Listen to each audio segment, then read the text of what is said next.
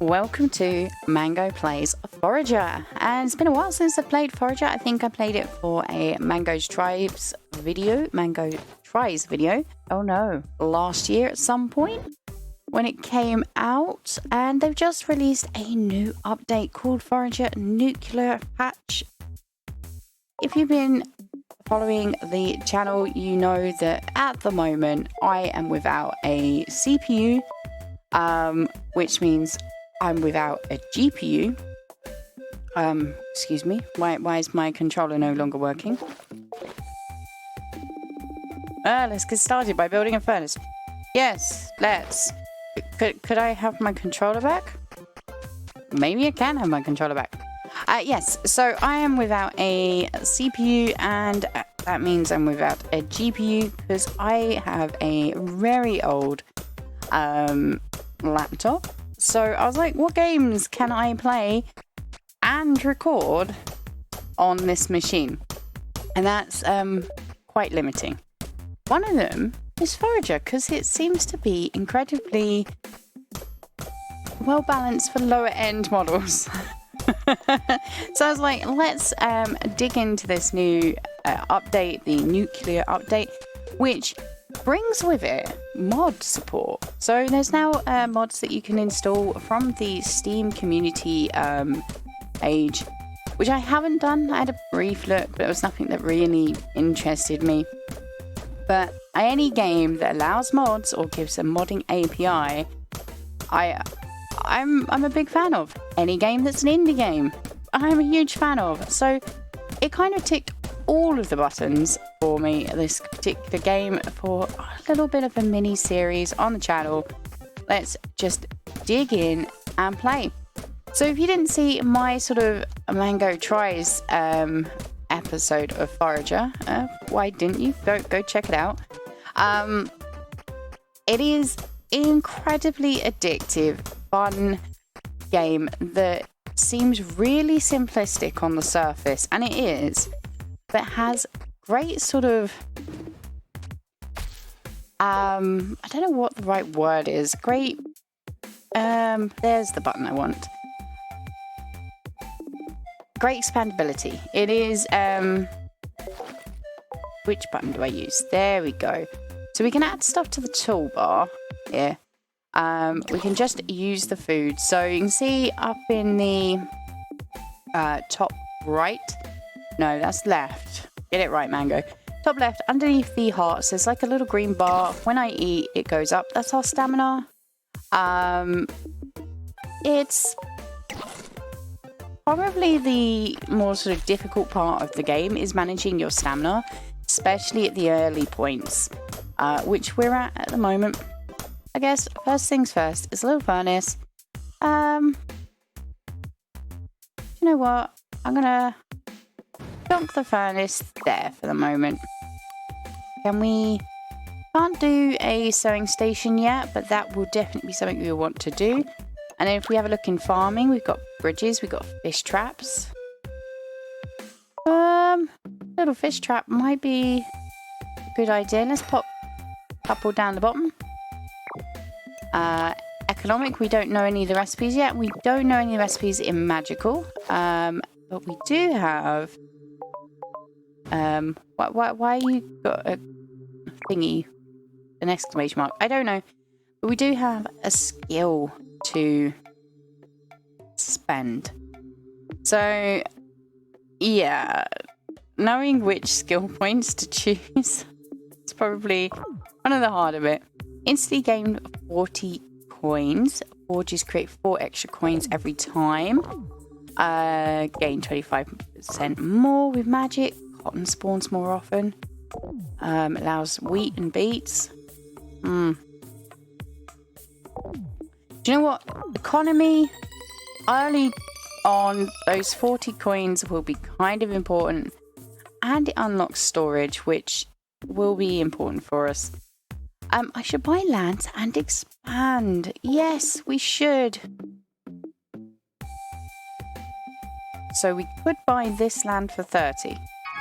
Why not? Oh, I tell you why not. We've got enemies now. Ugh.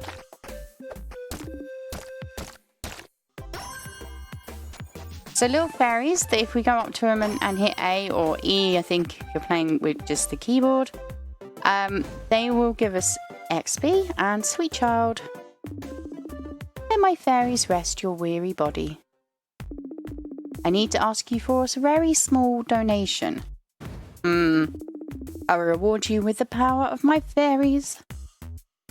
10,000 gold. You're having a giraffe. I want that fairy though.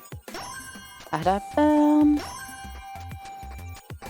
So, from my understanding, this game was originally created for a game jam, which is basically where developers compete.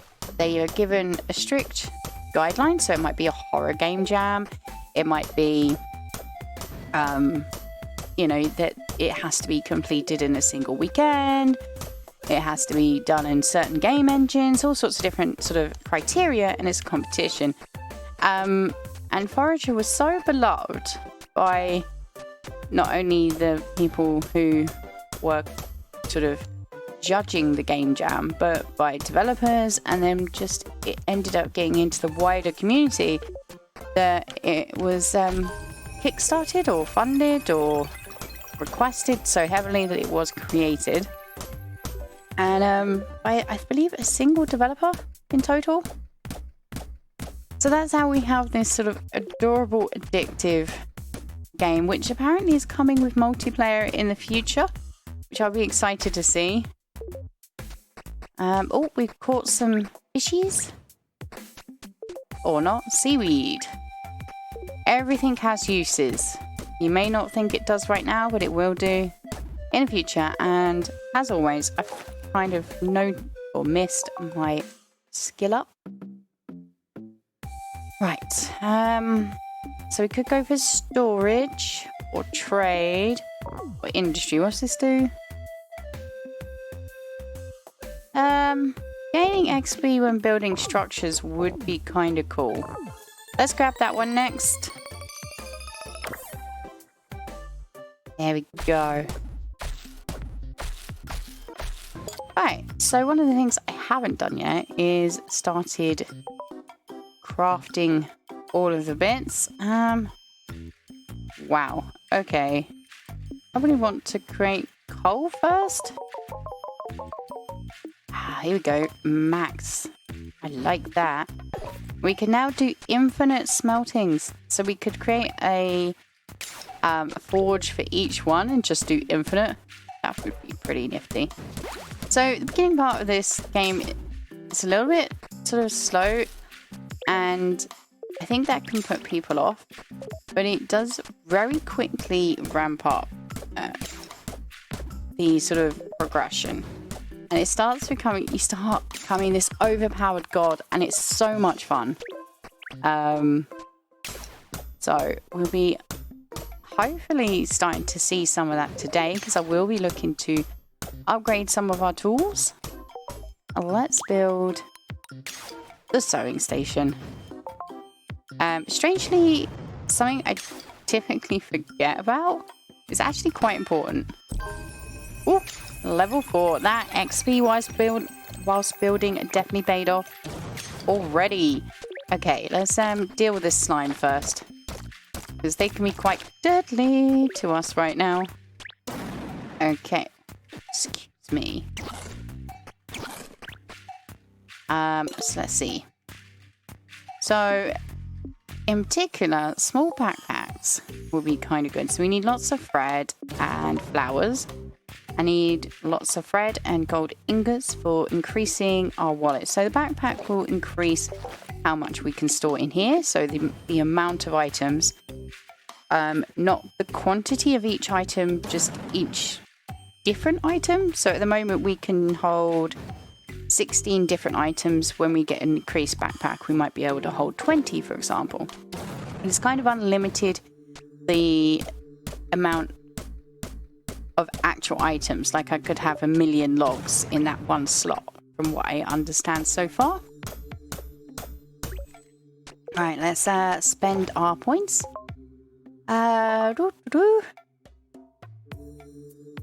Right, so this one, cotton spawns more often, which would be useful for the thread. Unlocks carpentry stations and structures cost 25% less wood. Ooh. Unlocks leather. Carpentry. 25% reduction in wood costs. Sounds good to me at this point in time. Okay. Whew.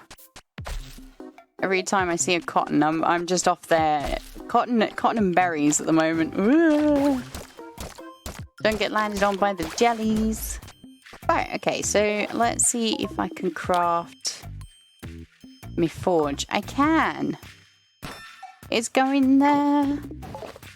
Actually, yes, probably. Right, let's see what we need to upgrade our pickaxe. So we need bottled torch bugs. Oh dear. How do I make bottles? There. Glass. So I need that glass upgrade in the skill tree. And basic shovel. Nope. We are going to work towards getting this. So I need a lot more iron ingots and jelly and obviously torches. So iron. Let's go for max. And anytime we see a coal node, I'm going to be going for that because coal is probably one of the more important resources early on. Ooh, I could cook some fish for some food. We gotta level up. And I'm hungry. Right, so let's sort out the food first and then the level up. So I want glass cooking. Where was that? Was it? Did I already get it? I did. So, no, don't want that. Craftsmanship. Ooh, masonry. Less stone would be kind of cool. Oh, gaining 4 inventory slots. Yes, please. I like the sound of that. Okay, let's see. A glass. So it takes 2 sand and 2 coal for 1 glass. And this thing. We need 2 glass per bottle. And we need 4 bottles. This is going to take me a while. Alright, we got our first bottle. So we select it on a toolbar. And then we just sort of go up and hit a torch bug. And then we have 1. It's perfect. So I just need to do that 3 more times. Let's have a look at our slime pickaxe. We're gonna be so awesome. There we go. Oh, I'm so excited. Not only do we get jelly as a resource drop from sort of enemies and plants and whatnot, it is the fact that it would take less hits, so less energy to get through these things and keep our island clear, which becomes a little bit of a strange addiction of mine when playing this game. Gotta keep it clear. I swear this fairy is just mocking me for how poor I am. Every time it's night time and I'm clearing this side of the island, there she is going, "You've only got 10 gold. That's all you have. 10 gold."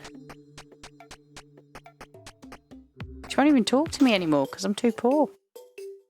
Wait, we can cook. Well, we can build our cooking device. We also have the light at night and masonry table and carpentry table. They're fantastic. We won't get into them today because it is all decorative, and whilst decorative is important, the slime pickaxe was more. 1.5 attack damage, resources and plants may drop jelly. And let's have a look at our golden pickaxe. We need bottled beetles. Eek. They are somewhere else. I think on an island off this way. But let's first, before we do anything, see how good this pick is. Oh, it's so much better. Whoops. So much better that I am destroying everything. You can see actually the difference. There's the amount of damage I did on that versus this one. Yeah, like, much worse. That's not English, but sushi. Ooh. We can get 9 sushi. Ah, our fish. Becoming even more important. So just from the fish traps, you can get pretty decent meals. You get the seaweed and the fish from the fish traps. Ooh. Hello. So let's see if we can we increase our slime wallet? Ooh. We need a lot more thread. Yeah, we won't get that. So let's just make some coins. Yeah. 9 coins, please. So basically, we can print our own money, which is amazing. I mean, it probably destroys some of the economy, but yeah, we get 12 per printing. And I guess there's even the chance that maybe we'll get a double items on it. Like that time. Nice. Look, we're no longer so... Oh, she ain't there. See? She was like, ah. She's no longer as poor. I'm going to run away. So, probably wondering what gold is used for. It's used for either trading on the market, completing quests like this fairy one, and purchasing land. So it is actually kind of important to make these coins or earn them in other ways. But let's, first things first, have a look at our skills. Let's grab that pet. It's completely, I think, useless, but a friendly companion sounds perfect to me. Let's see what we get. Oh my god! Ah! What? So when it's bigger, it follows you? Apparently in this latest update, the pet and the droid AIs have been upgraded. Now the droids go around and do stuff, so the pets collect things for you. Ugh. No, no, no, don't hurt my pet. Yeah, so the pets seem to collect things for you. I don't think they do any harvesting. The droids harvest for you. So if they saw that, for example, that fish trap, they would go off and do it. Why did you suddenly land on top of me, kitty cat? It's so cute. Alright, that was worth the XP point for sure. And then let's see if we can purchase the land over here. 560? Ouch. We got 1 for 60, 1 for 80, 1 for 50. Let's go for the 1 for 50. And we are going to need something very special indeed for this particular island. I'm going to need a key. 4 iron ingots for a key? Seems awfully expensive. Hopefully our pet won't get injured, because I'd be very upset if that was the case. Bridge, please. I'm really worried I'm pickaxing it in the head or something. Hey, there's a key. Right, let's go see what we have in the chest. Hopefully it's a nice goodie. Oh, it is the best goodie I could hope for. Fish traps collect themselves. Yes. I want to see this in action now. Oops. It's me destroying the fish traps. Actually, I can probably build another one. I just got seaweed. They are not lying. Fish traps collect themselves. Ah, I'm so pleased. Slime, go away. So, not bad for the first episode. Hopefully the quality was okay for you guys. As I said at the beginning, difficult times, difficult measures, etc. But if you did enjoy the episode, please don't forget to leave me a like. It really does help. Subscribe if you're new and you enjoyed the content. And as always, I will see you in the next one.